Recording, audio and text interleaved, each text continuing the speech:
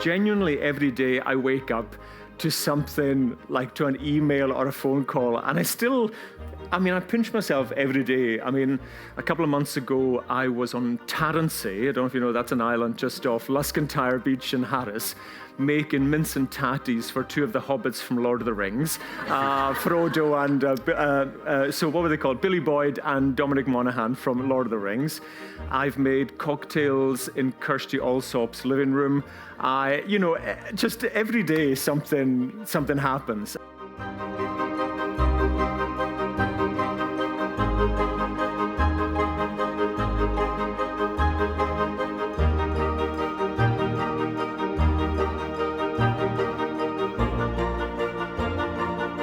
What inspires you? Is it everyday life? Is it, Everything. people? Yeah, everything. People. And the way that people interact and the way that different people handle things. But poetry, quotes, little chunks, one page. One page you can do even on your toughest day. You can take that one page in and it can start the balls rolling, start the perspective shift, start the change of you coming out of something or thinking differently about something that you just couldn't see while you're in it.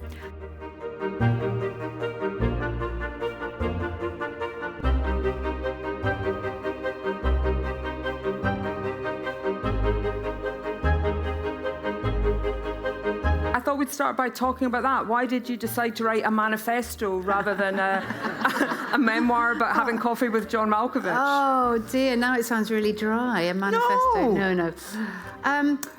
Well, I sat down, in lockdown, and I apologise for my English accent. It's fine. Yeah, I was kidnapped at birth and brought up in the brutal ghetto of the home counties. There's nothing I can do about that, but in my heart I'm Scottish, okay? I sat down in lockdown, obviously no work, and thought, what am I going to do? I'm thinking it was only going to be a few months, and I'd found a stack of diaries. I've always kept a diary from when I was a child. And I just moved house, and I started reading through, and I thought, this would be quite interesting to just, because my memory's so bad, I'll work from now and I'll work backwards. Like, the thought of going back to the beginning was crazy. So I just started writing in the lockdown because my daughter was at home and finding it really hard. We were just shut in the house like everyone else. And it became an exercise where after about 6 months, I thought, actually, maybe this should be something I could publish. And I write longhand, so it took me 3 years.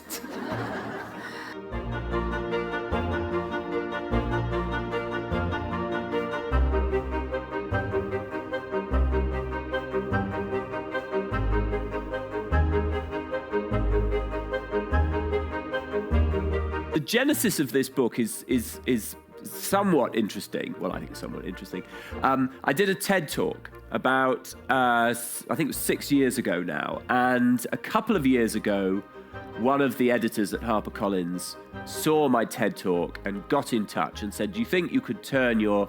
We love it. We think it's brilliant. Can you turn a 10-minute TED talk into a book?"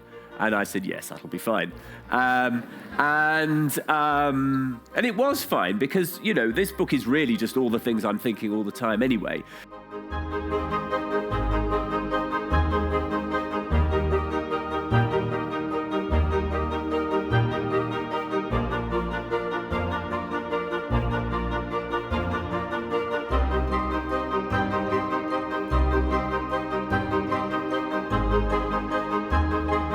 And when I started the Isabel Dalhousie series, I thought I would keep this situation where Isabel and Jamie had this platonic relationship.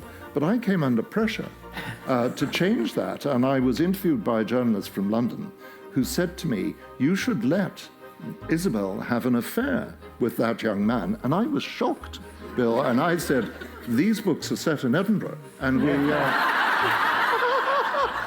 we don't go in for that sort of thing in Edinburgh."